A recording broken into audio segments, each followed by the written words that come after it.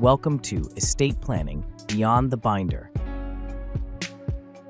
Welcome to Estate Planning Beyond the Binder with Brian Chu, Managing Attorney of OC Wills and Trusts in Orange County, California. For more than 25 years, Brian has helped individuals and families create customized estate plans designed to protect their assets and provide clarity for the people they love. I'm Leanne Lyon, and today we are talking about something many families don't realize until it's too late: funding your trust. Brian, a lot of people believe that once they sign their trust documents, they're finished. What does it actually mean to fund your trust? Well, thank you, Leanne. Well, and as the title of this podcast is Estate Planning Beyond the Binder. And that's what actually my firm is all about, is making sure your estate plan is not just about the binder. Because too many people, they get a binder of documents from their estate planning attorney, and that's it. They put it on a shelf and nobody thinks about it again. And now, potentially over the course of time, or even immediately, if something were to happen, the goal of the estate plan generally with a revocable living trust is typically to avoid what's called probate. And now those assets are not properly funded in the trust. Okay, that's the number one issue for most people. That's why most estate plans fail, is because things are not properly funded, because the assets were not updated. And sometimes the attorney's responsible for updating some of those assets, but a lot of times, and the fact that, especially for financial accounts, the client is responsible for doing those things. So that's the number one issue, is because one of the goals is to avoid probate, which we'll talk about in a future show, why that's important. But because it's very expensive and time consuming. But if having a trust by itself is not enough. You have to fund it.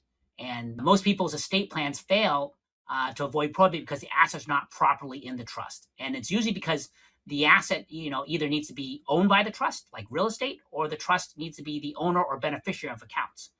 If it's neither, then the trust is not involved, and that asset may go to probate. Okay, so that's usually the number one issue. The number two issue is why the plan fails, because they put they aren't updating the trust because relationships have changed.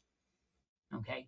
As I always tell most of my clients, most of the time, you're not necessarily updating the trust itself for assets, because generally the trust is a bucket, and whatever's in the bucket is what gets divided up amongst your heirs. Okay. So if you buy or sell an asset, assuming you put it in the trust properly, you typically don't need to update the trust. Okay. So that part's usually okay.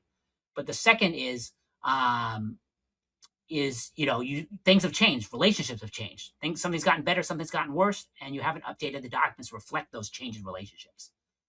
And that's what I tell most people. That's why you're going to be updating your trust most of the time, because the relationship has changed. It's gotten better, it's gotten worse. Okay. In my case, one day when my kids are who are now 15 and 17 right now, when they're adults, I'll probably hopefully we'll update my trust to put them in charge, but I can't do that yet. But that's an example of a relationship getting better.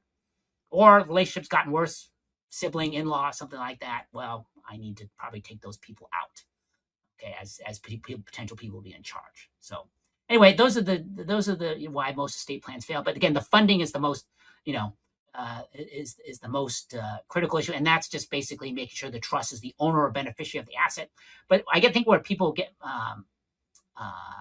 make the mistake is they think because there's an asset listed in their trust, there's some page that they sign that says, properties A, B, and C are in the trust, and bank accounts D, E, and F are in the trust. They think the asset's in the trust, and that's not actually true. It's actually a third-party document that's signed by you with the Orange County Recorder, based where I'm at, or with the bank or life insurance company. That's what actually means to fund the trust, because the trust is not funded until that's actually done. Okay, so let's walk through the most common assets that people forget to transfer into their trust. Is it the house, the bank accounts, brokerage accounts? What do you see most often? I would say it's most commonly bank accounts, mostly because people, they don't know who the beneficiary are. They didn't even think about it. Especially the banks, they don't ask for a beneficiary for checking and savings, especially. Most people have, some beneficiary on 401ks and IRAs, life insurance, most investment accounts. They'll probably have beneficiaries listed on there. But like checking and savings, the banks don't even ask. CDs, they don't ask. And so those are probably the most common assets that are not properly funded. And then we still have, a fair amount of times real estate, because again, people just forget. And that's where we play play an important role with our clients, is we try to do what we can to make sure our clients don't forget, or at least if they did forget, remind them in time before something happens that, hey, if you bought a property, you didn't buy it under the trust, you should put it in the trust and come see us. But the real estate is most common because people, and it could be a simple. So, how do beneficiary designations on retirement accounts and life insurance fit into the funding conversation? Do those get transferred into the trust too? So technically, when you have an asset and like a bank account, there's two ways you can fund the trust with, and depending again, set aside a 401k or IRA. For a normal bank account or investment account, you can make the trust the owner or beneficiary of the account. Okay, you make the trust the owner, and that's it. You actually don't need beneficiary designations. Okay, but for a lot of our clients, what they'll do typically is make the trust the beneficiary. Okay, that's the simpler thing to do. It keeps the account in your name, so nothing really changes. But upon one or both your passing, if depending on you're married or not, will go directly to the trust. Whoever can show if something happens to you, or you can show that A, you died with a death certificate, and B, that they're the trustee of your trust. That'll allow that person to take control of that asset. Great. So, what happens if someone creates a trust but never retitles their home into it, and then they pass away? What happens at that point? That's what I just mentioned, that, the biggest fail for most of our clients, not, for a lot of people, is they didn't put the property in the trust. And if and I've seen this happen a few times where, they have a trust, they don't retitle the property into the trust, and then the property goes to probate. Okay. And that probates, even though, again, that's even though they have a trust, it's going to go to probate, and it's going to cost that family tens of thousands of dollars in legal fees and tie up the property for 1 to 2 years. And so that's the problem. And that's why funding is so critical. And that's why, as a firm, we've really made it our goal to make sure we've done everything within the power of our firm to make sure your trust is effective. And the key is making sure it's funded properly. So, families that have rental properties or multiple real estate holdings in Orange County, how does funding work differently compared to a single primary residence? Maybe not very. I mean, at the end of the day, to get a property into the trust, you just need to have the deed, whether it be a single family home or a commercial property, whatever it is, you need to have it titled. And the titling typically is the then acting trustees, yourselves, as trustees of whatever your named family trust is. Okay. And that would be true for any type of property. Now, a lot of people who have commercial properties, especially, or multifamily residential, might have an LLC that owns the property, in which case we're not actually changing the deed of the property because the property is currently owned by the LLC, but we do need to assign the LLC to the trust. Because if you don't do that properly, the ownership of the LLC could be subject to probate, and that would create a similar type problem. So it's not so much that the property, if it's in your name, is different. Is it going to be owned by something like an LLC or not? So, what about business interests? Like you said, you mentioned an LLC membership or maybe other closely held companies. How should those be handled when funding a trust? It's pretty simple. We just have people sign an assignment of that interest, whatever it might be, whether it be a 100% interest or a 1% interest in a corporation or LLC or limited partnership, or even a sole proprietorship. We want to make sure that somebody can gain control of that business if the person who owns it or persons that own it pass away.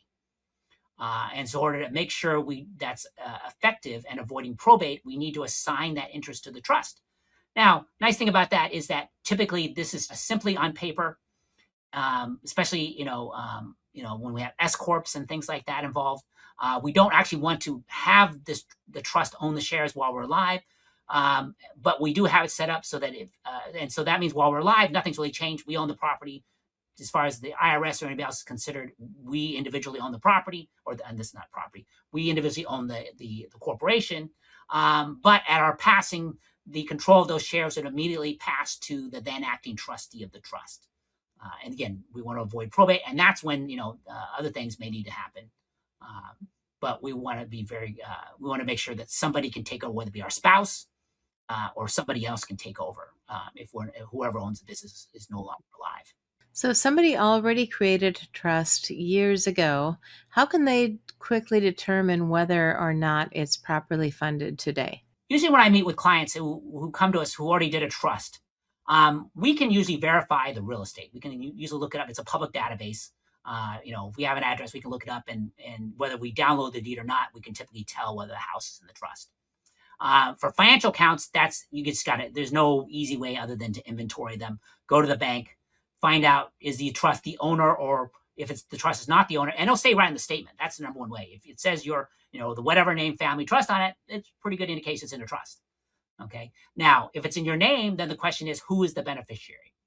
And obviously you may have to contact the bank for that, because that may or may not be something that's available even online. And they will confirm to you whether it's individuals or the trust. Okay. Generally, I recommend making the trust the beneficiary, because the trust is the better beneficiary. It covers all the possibilities. And especially for those of us who have minor children. Okay. While we could name minor children as beneficiaries on our accounts, that would make sure the property, is divided up equally. But if they're under 18, that would go to probate. Okay. Whereas in my case, I've named my trust as the beneficiary. And so if my kids are under 18, since the trust doesn't have an age, the money can come directly to the trust, no probate. Okay. So that's why the funding is so critical. But the only way to really determine that is, if it's a bank account, life insurance, or so on, is to confirm with the institution who's the owner or who's the beneficiary. As we wrap up today's episode, and for somebody listening who realizes their trust may not be fully funded, what is the smartest way to address it without creating unnecessary stress or confusion? I mean, part of this goes to, logistics. First of all, if you don't already, you should have a list of your assets, list of your debts and bills. Okay. I think that's the number one thing that gets overlooked. And that's part of, beyond funding. I always tell, there's a 3-step process: create the trust, create the estate plan, 2, fund the trust, 3, the logistics. Okay. And the funding of the trust, obviously, I don't know, again, it's not that it makes it more confusing, it just makes it easier. Okay. You want to make sure that whoever's in charge can gain easy control of your assets by just presenting paperwork. And if the asset's not properly in the trust, then they're going to have to go to court, potentially probate. So that obviously is going to create issues. And for our clients, I don't know if it's much confusion. It's just, knowing what your assets are and making sure you understand who's the owner or beneficiary. And if the trust is not the owner or beneficiary, fix it, by filling out the right paperwork. And, for our clients, if they have questions about that, we're there to support them on that. The other is, again, as I tell people, you can fund the trust all you want. But if you don't tell your family about the asset, whoever's going to be up next, the person in charge, if you don't tell them about or even your spouse, because we have plenty of people, plenty of couples who one spouse is doing all the work and, they know where everything's at. The other one has no idea. You got to make sure who's ever going to take over for whoever's doing the work now, that they know where they can find the money, because you can fund the trust all you want. But if they can't find the money, that's a bigger problem. Because if they can't find, the banks don't raise their hand. If you die, and even the bank knows you died, they don't raise their hand and say, hey, I've got money, come get it. They're waiting for somebody to come claim it. And if you don't tell your family where to go claim it, that's a bigger problem, because they can't claim what they don't know about. Especially nowadays, digital assets, purely online banks, the days of waiting in the mail to get statements doesn't happen anymore. We're not getting mail anymore, for better or for worse. And so it's all digital. And so you've got to make sure whoever is in charge knows where to find it. I mean, that's where the confusion comes from. Trying to find the stuff or trying to find the people. It's all logistics. Obviously sometimes it's easy to know who the people are, but we got plenty of clients where, whoever the trustee is would have no idea who these people are unless you tell them. All of those are excellent points. Well, thank you for listening to Estate Planning Beyond the Binder. A trust only works the way it's supposed to work if it's properly funded. If you're unsure whether your estate plan is fully aligned with your assets, the team at OC Wills and Trusts can help you review and update it. Visit ocwillsandtrusts.com to schedule a consultation. And remember to like, subscribe to the show, and leave a review if you found this episode helpful. Thank you, Brian. Thank you, Lynn. Have a great day.